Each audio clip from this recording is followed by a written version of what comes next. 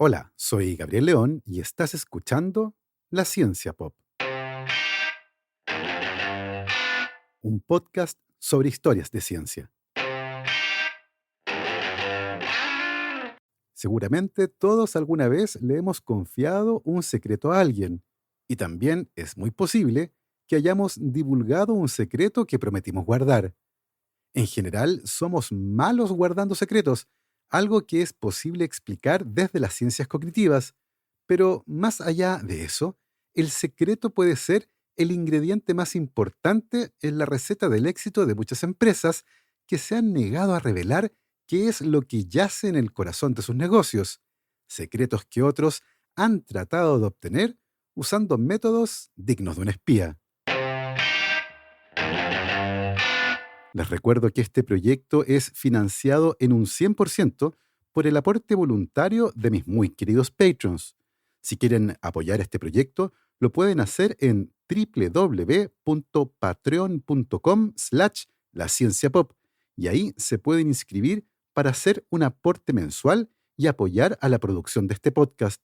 Como siempre, agradezco el apoyo de mis muy queridos patrons: Sandra Marras, María Soledad Neira, Giovanni Rosales, Olivia Artigas, Andrés Cepeda, Sergio y Jorge Pincheira, Sergio Yuri Espinosa, Felipe Abarzúa, Los Rojas Peredo, Mario Vicuña, Ariel Guerrero, Paola Oyarzún, Ronda Butler, Bruno Gisling, Silvana Cartagena y Gabriel Chimino, Natalia Moreno, La Cervecería Intrínseca, Maximiliano Alcayaga, Marjorie Leighton, la familia Poblete Díaz, Gonzalo y Lorenzo San Martín, Andrea Méndez, Guillermo Sebastián y Celeste Acuña, Edu Arnelo, Sofía del Villar, Mr. Corner, Bernie Love, Juan Francisco San Martín, la familia Gutiérrez Jorquera, Daniela Struckhardt, Juan Pablo Cortese, Gail Jewell, Javier Ocaranza, J. Pérez, Matías Ichay, la familia Verdugo Enríquez, Andrés Arias, José Fernández, César Antonio Cid, la familia Moya Velázquez, Liliana Guzmán, Carolina Sepúlveda, Pía Pérez y Diego León, Jordi Torras y José Manuel Carballo.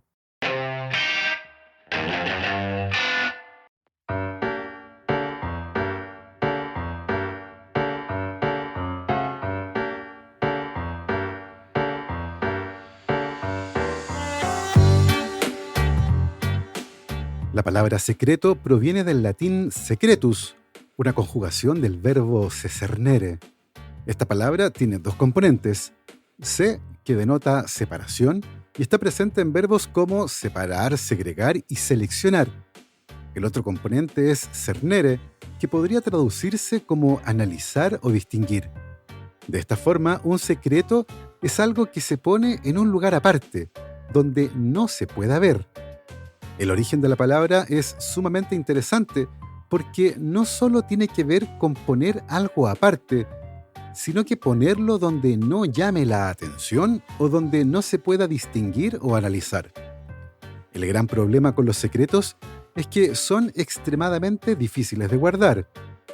Benjamin Franklin escribió que 3 personas pueden guardar un secreto, siempre y cuando 2 de ellas estén muertas, y muy probablemente la mayoría de quienes están escuchando esto alguna vez le contaron a alguien algo que otra persona les pidió que no le contaran a nadie.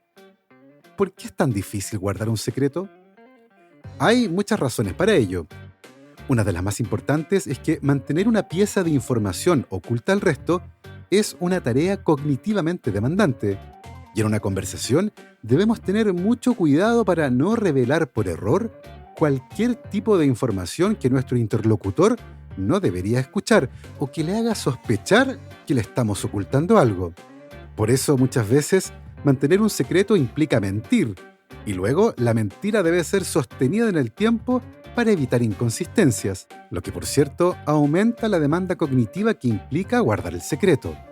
Mantener un secreto es todo un trabajo. Por otro lado, también existe la enorme tentación de revelar algún secreto para obtener una reacción de nuestro interlocutor cuando le revelamos una pieza de información que esa persona desconocía. Esa es la doble dificultad de guardar un secreto. Hacerlo libera tu mente de tener que hacer un seguimiento de lo que otras personas saben y no saben, lo que ciertamente es un alivio, pero además te da la deliciosa recompensa social de sorprender a los demás, para bien o para mal. Es probable que hoy sea mucho más difícil guardar un secreto que hace un siglo. La omnipresencia de cámaras fotográficas, cámaras de video, la rapidez de las redes sociales y la facilidad para desplazarnos hace que sea difícil mantener alguna pieza de información oculta durante mucho tiempo. Tal vez por eso mismo, sea sorprendente que todavía haya ciertas cosas que, a pesar de su nivel de exposición pública, nadie haya revelado o sepa con total certeza.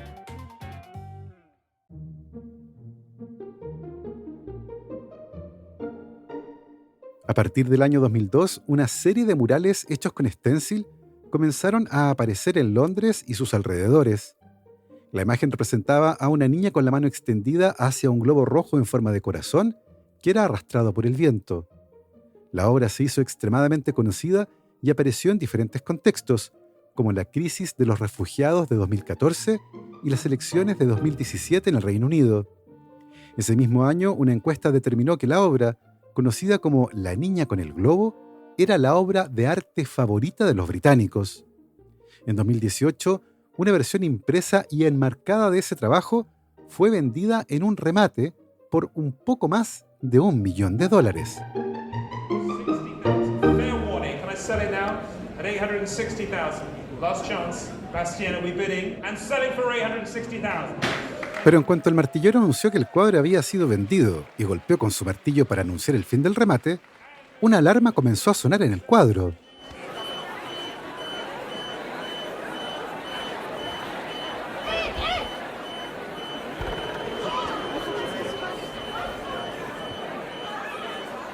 Acto seguido y para espanto de todo el mundo, se activó una trituradora de papel oculta en la parte inferior del marco de la obra, y el cuadro fue parcialmente destruido.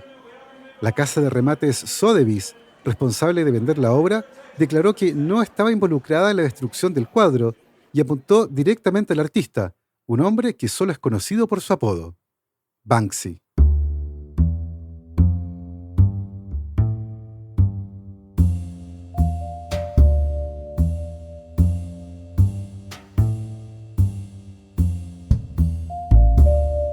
Activo desde la década de 1990, el arte callejero satírico y subversivo de Banksy combina el humor negro con el graffiti, ejecutado con una técnica de stencil que ya es su marca registrada. Sus obras, en las que abundan las temáticas políticas y sociales, han aparecido en calles, muros y puentes de todo el mundo. Su trabajo surgió de la escena vanguardista de Bristol, que agrupaba a diferentes artistas y músicos. Banksy es conocido por desplegar sus obras en superficies visibles al público, como paredes, puentes o piezas de utilería construidas por él mismo. Si bien actualmente ya no vende fotografías o reproducciones de sus grafitis callejeros, sus instalaciones públicas se venden regularmente, a menudo incluso quitando la pared en la que fueron pintadas. El conocimiento global de su obra contrasta fuertemente con el secretismo que rodea a su persona. Nadie ha confirmado jamás la identidad del artista y él se ha negado a entregar su nombre o mostrar su cara. La verdadera identidad de Banksy ha sido un misterio celebrado entre los medios de comunicación y el público durante décadas. Los músicos Robert Del Naya y Jamie Hewlett, de Massive Attack y de Gorillaz respectivamente, han sido señalados como posibles candidatos, al igual que Neil Buchanan, el ex presentador del famoso programa de televisión Art Attack. A tanto ha llegado el interés por develar la identidad del artista que el año 2016 investigadores de Estados Unidos y el Reino Unido, especializados en inteligencia geoespacial, publicaron un artículo científico en la revista de Ciencias Espaciales titulado Etiquetando a Banksy, usando perfiles geográficos para investigar un misterio de arte moderno. En ese estudio, los investigadores utilizaron un complejo modelo de perfiles geográficos, una técnica matemática desarrollada en criminología, pero que también tiene usos en ecología y epidemiología, para analizar los patrones espaciales de las obras de arte de Banksy en Bristol y Londres y vincularla con las ubicaciones conocidas de ciertas personas que habían sido sindicadas como el artista. El estudio concluye que Robin Cunningham, nacido el 28 de julio de 1974 cerca de Bristol, sería el elusivo Banksy. El artista ha negado ser esa persona y nadie de su círculo cercano lo ha traicionado revelando su identidad. ¿O será que ni sus mejores amigos o familiares lo saben? Tal vez un secreto que solo sabe una persona es el único que puede sobrevivir a la curiosidad humana. Como sea, hace una semana, dos coleccionistas de arte presentaron una demanda en contra de la compañía del artista, llamada Pest Control, por negarse a confirmar la autenticidad de una obra vendida por la compañía y atribuida al artista. De perseverar la demanda, Banksy se vería forzado a revelar su verdadera identidad. Por cierto, la destrucción de La niña con el globo solo hizo que aumentara su valor. La persona que inicialmente pagó $1.000.000 por la obra, que ahora es conocida como El amor está en el bote de basura, la vendió el año 2021 en más de $20 millones. ¿Habría pasado eso si la identidad del artista fuera conocida? Muchos creen que no, y que el hecho de que nadie sepa a ciencia cierta quién es Banksy es un elemento importante en el precio de la obra. Y eso es todo un logro, porque está claro que mantener un secreto no es algo fácil, pero se puede.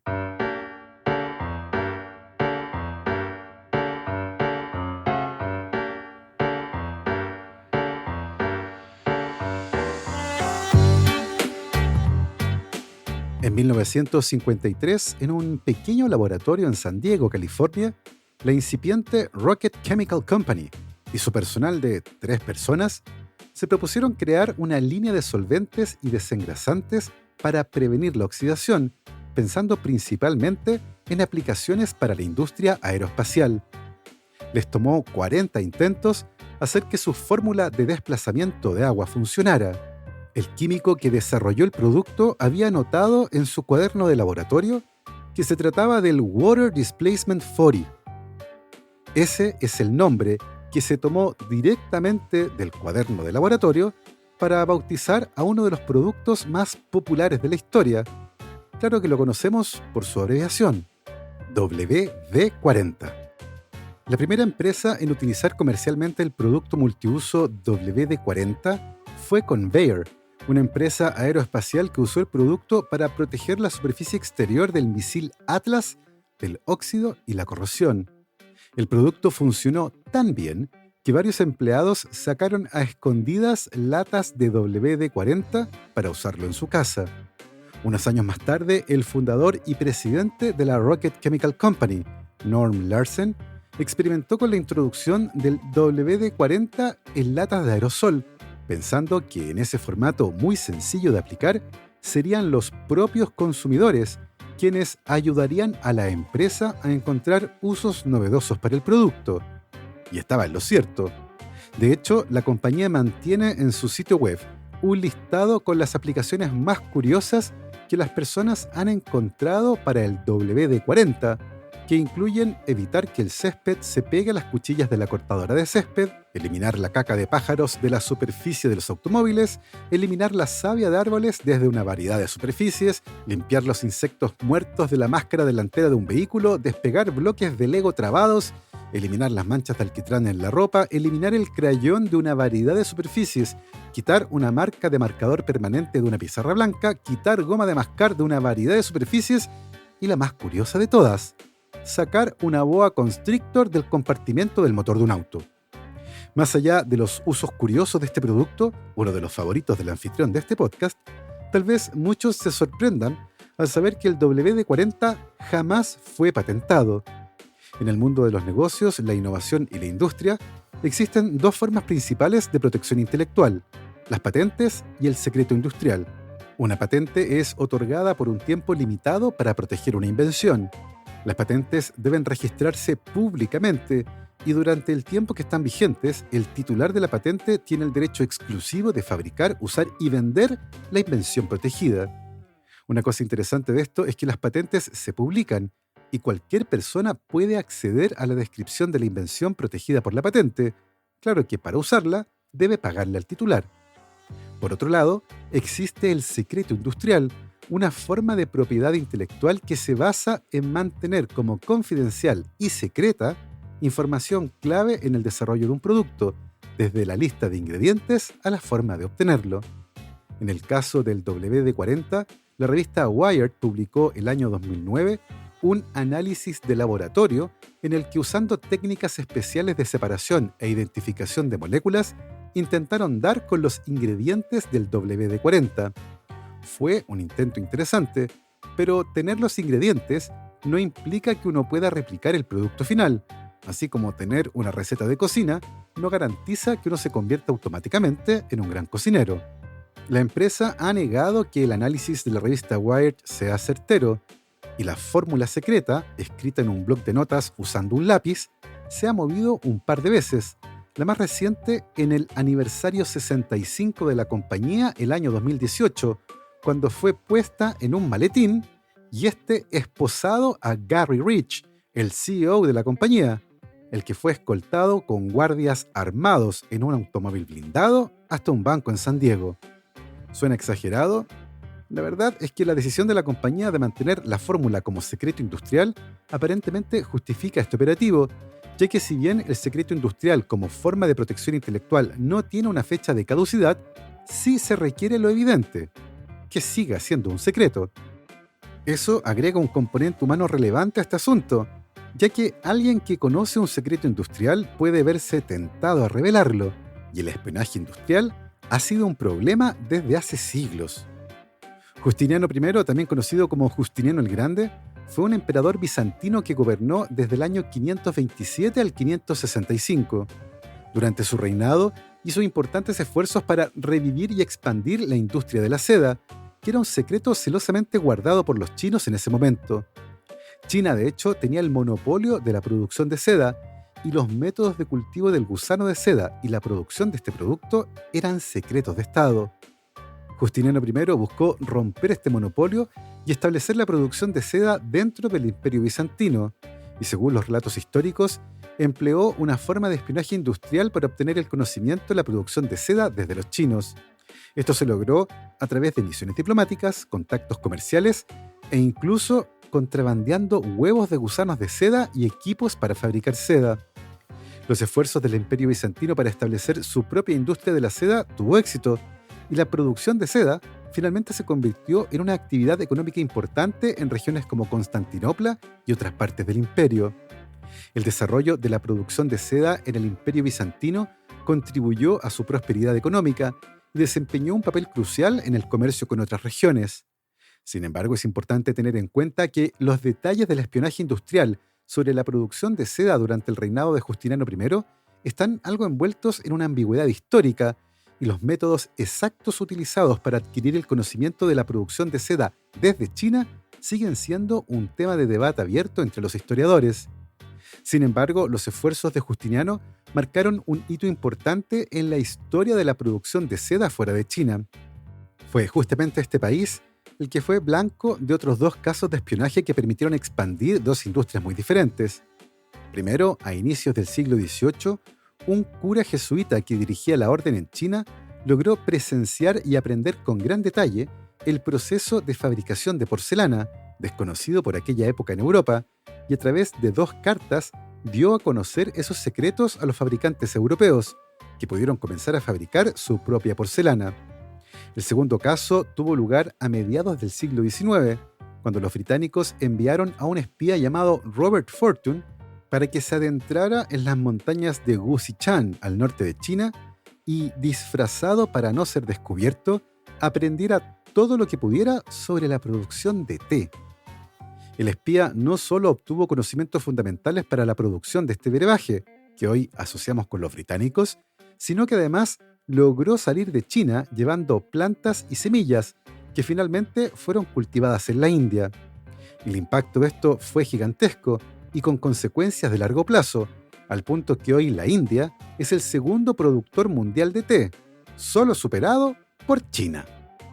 Es evidente que uno de los desafíos más grandes con respecto a los secretos industriales es que pocas personas en una empresa deben tener acceso a ellos, y además todas esas personas deben estar felices en sus trabajos y no deben sentir la enorme tentación de irse a trabajar a la competencia. En la década de 1990, la empresa Kodak fue víctima de un problema de este tipo, cuando Harold Warden, que entonces tenía 56 años, robó documentos secretos de la compañía, que estaban evaluados en millones de dólares. Warden había trabajado para Kodak durante más de 30 años y no devolvió esos documentos que eran confidenciales cuando dejó la empresa en 1992, y luego intentó vender esos secretos a los competidores de Kodak, mientras en paralelo establecía una empresa de consultoría. El hombre se declaró culpable y fue sentenciado a 15 meses de prisión, además de tener que pagar multas por varios miles de dólares. Ahora bien, de todas las fórmulas secretas del mundo, probablemente no hay otra más famosa y elusiva que la de la Coca-Cola. Well, it was in my childhood days. John Steve Pemberton nació el 8 de enero de 1831 en Knoxville, Georgia. Estudió medicina en el Reform Medical College y si bien practicó algo de medicina y cirugía al comienzo de su carrera, posteriormente se dedicó a la química farmacéutica, ya que durante sus estudios había mostrado un gran interés por la química y la botánica, estableciendo su propia empresa farmacéutica cuando tenía cerca de 30 años, la Pemberton Chemical Company. Por esa época, además, se involucró en la Guerra Civil estadounidense y, como buen sureño, se unió al bando confederado. En abril de 1965, Pemberton fue herido en el pecho con un sable en una batalla y a partir de ese día comenzó a tomar morfina de manera regular para aliviar el dolor, haciéndose adicto al poco tiempo. Por esa misma época, un químico francés llamado Angelo Mariani había desarrollado un tónico medicinal en base a vino de Burdeos y hojas de coca. El alcohol presente en la mezcla lograba extraer cocaína desde las hojas maceradas, generando una bebida algo dulce y que tenía 1/4 de gramo de cocaína por litro. Mariani lo promocionaba como un tónico milagroso que restauraba la salud, daba fuerza, energía y vitalidad. El vino Mariani, como se le conocía, tenía adeptos a ambos lados del Atlántico. En Europa el brebaje era apreciado por la realeza, los políticos, artistas, escritores e incluso el mismo Vaticano. Se cuenta que el Papa León XIII andaba siempre con una botellita del tónico y le confirió la medalla de oro del Vaticano al inventor de este brebaje milagroso. En Estados Unidos, Thomas Edison aseguraba que el tónico lo ayudaba a permanecer despierto más tiempo y el presidente Ulysses Grant lo bebió en grandes cantidades mientras escribía sus memorias y se encontraba en la etapa terminal de un cáncer de garganta. Este gran éxito comercial y la búsqueda de algo que lo ayudara a dejar la morfina llevó a Pemberton a crear su propio tónico, uno que llamó Pemberton's French Wine Coca, una bebida hecha de vino y extracto de coca que se recetaba como cura para trastornos nerviosos, dolores de cabeza y otras dolencias. La bebida era muy similar al vino Mariani, es decir, vino tinto con cocaína, pero cuando en 1885 se prohibió la venta de alcohol en Atlanta, Pemberton tuvo que cambiar la fórmula y comenzó a experimentar con diferentes ingredientes naturales. Este proceso de perfeccionamiento incluyó agregar a la fórmula extracto de nuez de kola, el fruto de un árbol originario de África que tiene un sabor muy especial y que además contiene cantidades respetables de cafeína.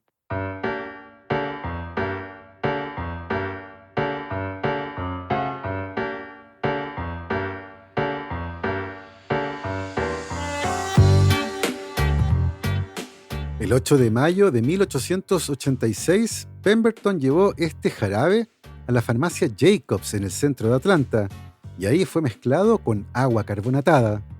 Había nacido el primer vaso de un brebaje que por sus ingredientes, hojas de coca y extracto de nuez de kola, fue bautizado como Coca-Cola. El nombre y la tipografía fueron desarrollados por Pemberton y su contador, y durante el primer año vendieron un poco más de 3.200 vasos de Coca-Cola, unos 9 al día.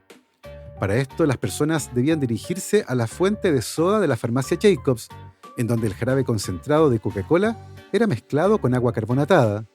De hecho, las fuentes de soda reciben su nombre por eso, Eran negocios que originalmente se caracterizaban por mezclar agua carbonatada con casi cualquier cosa, y hoy todavía muchas bebidas de fantasía se sirven de esa manera, mezclando en el momento el jarabe concentrado con agua carbonatada. Aunque Pemberton había atraído inversores y dedicado algo de tiempo a promover la bebida, aparentemente no vio un verdadero potencial en la fórmula. Cuando Atlanta derogó sus leyes de prohibición de alcohol en 1887, Pemberton corrió de vuelta a su fórmula original en base a vino, ya que pensaba que esa era más atractiva que el producto que desarrolló posteriormente. En 1888, enfermo y desilusionado por el rumbo del negocio, vendió sus derechos de Coca-Cola por la suma de $1.750 de la época, algo así como $60.000 en la actualidad. Pemberton murió el 16 de agosto de 1888 e intentó convencer a su hijo de que conservara al menos una acción de la compañía, pero el joven aparentemente estaba apresurado por conseguir dinero y no pensaba que a la compañía le fuera a ir bien, así que prefirió venderla. A través de una serie de transacciones, otro farmacéutico de Atlanta, Asa Grigg Candler, obtuvo la propiedad de toda la empresa en 1891 y diseñó un plan de fabricación y marketing para impulsar las ventas, convencido del potencial del brebaje. Rápidamente comenzaron a vender Coca-Cola en botellas listas para beber y también el jarabe concentrado a empresas embotelladoras independientes mediante acuerdos de licencia. Para finales de la década, Coca-Cola se había convertido en una de las bebidas más populares en Estados Unidos y Canadá. Durante los primeros años, la compañía Coca-Cola reformuló su receta varias veces y hasta el año 1905 contenía extracto de coca, incluyendo cocaína, y nuez de cola.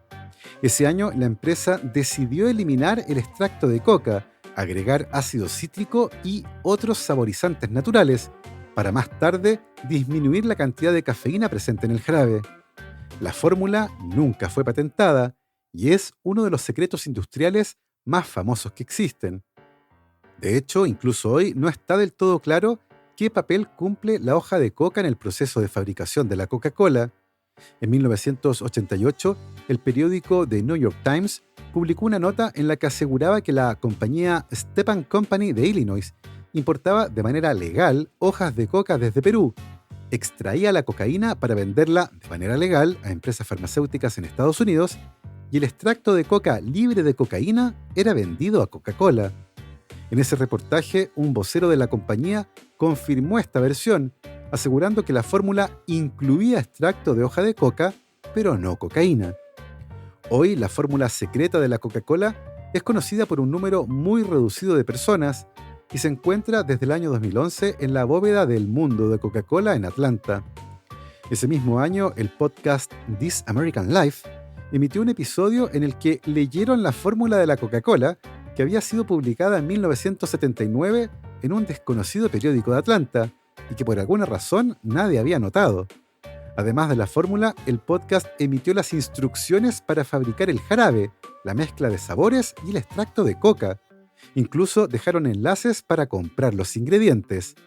La empresa no confirmó ni negó la autenticidad de la fórmula y el anfitrión del podcast, Ira Glass, declaró que no están sugiriendo de ninguna forma que esa sea la fórmula actual, pero sí creen que en algún momento esa fue la fórmula de la Coca-Cola. ¿Vale la pena intentarlo? ¿Vale la pena hacer Coca-Cola casera? Personalmente, creo que no. Los ingredientes no son fáciles de obtener y el proceso de fabricación es complejo. Todo esto causó un gran revuelo. Después de todo, la fórmula de la Coca-Cola debe ser uno de los secretos mejor guardados de la historia, y tal vez por eso mismo, cuando en 2021 una empleada de Coca-Cola fue arrestada por espionaje industrial, todos pensaron que había obtenido la fórmula secreta. Y la verdad, obtuvo una, pero no la del brebaje, sino que de un componente especial que sirve para proteger las latas de Coca-Cola de la acción corrosiva del brebaje. Resulta que durante décadas, y hasta hace relativamente poco tiempo, la mayoría de los fabricantes de alimentos enlatados usaban revestimientos para las latas a base de BPA, para ayudar a conservar el sabor y evitar que el recipiente se corroyera o reaccionara con el contenido. BPA significa bisfenol A, una sustancia química que se ha utilizado para fabricar ciertos plásticos y resinas desde los años 50 y se utiliza a menudo en recipientes que almacenan alimentos y bebidas, como botellas de agua, y también para recubrir el interior de productos metálicos, como latas de comida, tapas de botella y cañerías de agua. El gran problema es que actualmente existe la preocupación de que el BPA pueda filtrarse en los alimentos y las bebidas, ya que algunos estudios han relacionado la exposición de este compuesto con un mayor riesgo de afecciones de salud graves, como cáncer, diabetes e infertilidad. Esto llevó a los organismos reguladores de Estados Unidos y Europa a prohibir el compuesto en botellas plásticas para bebés, y más tarde esta prohibición fue extendida a otros productos. Más del 95% de la producción de latas de alimentos ha dejado atrás los revestimientos basados en BPA por otros libres de esta sustancia, lo que por cierto ha implicado costosas inversiones en investigación y desarrollo. Sharon Yu es doctora en química y mientras trabajaba como ingeniero principal de investigación global en Coca-Cola entre 2012 y 2017, Yu fue uno de los pocos empleados que tuvo acceso a secretos comerciales que cubrían recubrimientos sin BPA, perteneciente a varias empresas químicas como AkzoNobel, BASF, Dow Chemical, PPG, Toyo-Chem y Sherwin-Williams. En 2017, Yu renunció a Coca-Cola y se fue a trabajar en la empresa Eastman Chemical, pero antes de irse copió docenas de archivos que incluían secretos industriales vinculados con recubrimientos libres de BPA para la industria alimenticia. Lo que Sharon Yu no sabía es que desde hace algún tiempo la CIA estaba siguiendo sus pasos, ya que había estado viajando con demasiada frecuencia a China y además había postulado a fondos del gobierno para volver a su país natal e instalar una empresa de productos químicos para la industria alimenticia, lo que disparó las alarmas. Yu fue detenida, interrogada por la CIA y acusada de espionaje industrial. Los documentos judiciales y las pruebas, incluyendo mensajes entre Yu y su hermana, demostraron que la química robó secretos comerciales para crear una nueva empresa de recubrimientos libres de BPA en China, eso en asociación con Weihai Jiangong Group. Ambos habían recibido millones de dólares en subvenciones del gobierno chino para apoyar a la nueva empresa, la que estaba incluida en el Plan de los 1000 Talentos, un programa gubernamental que busca atraer a científicos chinos que actualmente trabajan en el extranjero para que vuelvan al país y contribuyan con la creación de empresas basadas en ciencia y tecnología. Según la CIA, este programa fomenta el espionaje industrial y ha generado grandes tensiones entre Estados Unidos y China, las que en el último tiempo han aumentado principalmente por un caso ligado a microprocesadores. Pero esa historia se las contaré otro día. Si bien el secreto industrial es una forma de propiedad intelectual que puede resultar muy adecuada en ciertos contextos, tiene la debilidad del factor humano. Después de todo, no nos resulta fácil guardar un secreto, y a veces las malas relaciones interpersonales, el dinero y la ambición pueden llevar a alguien a contar cosas que no debía. Así hemos llegado al final de este interesantísimo episodio, y no se lo guarden como un secreto, cuéntenselo a todo el mundo.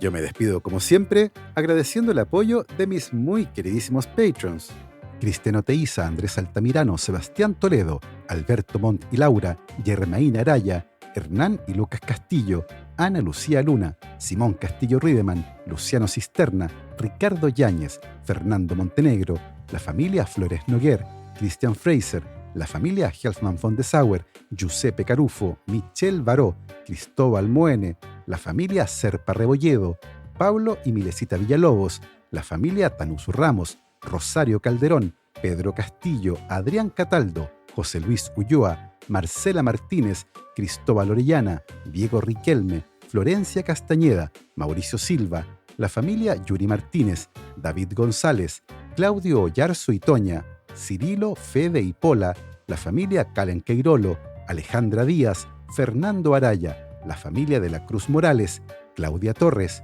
Cosca Ibanya, Pilar Calderón, la familia Fuentes Schonfeld, la familia Tíes Ríos, Beatriz Geldres, Juan Catipillán, Emma y Ana Llenero, Paula Lagos, David Pelao Pérez y Katia Ramírez.